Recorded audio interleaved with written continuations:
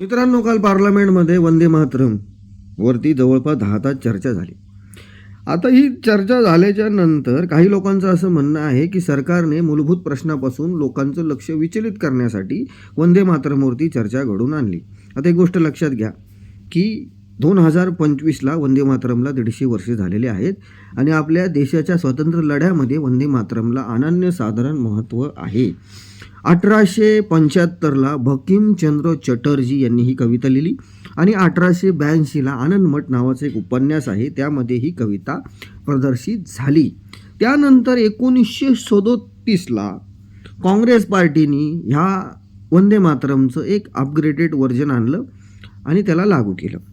आता एक गोष्ट लक्षात घ्या, काँग्रेस पार्टीने म्हणजे 1937ला मोहम्मद अली जिन्ना जो आहे, या मोहम्मद अली जिन्नाचा ह्या वंदे मातरमला विरोध होता आणि या मोहम्मद अली जिन्नाच्या दबावापोटी ज्या लोकांनी हे नवीन संस्करण ॲड केलं होतं, ही खरी गोष्ट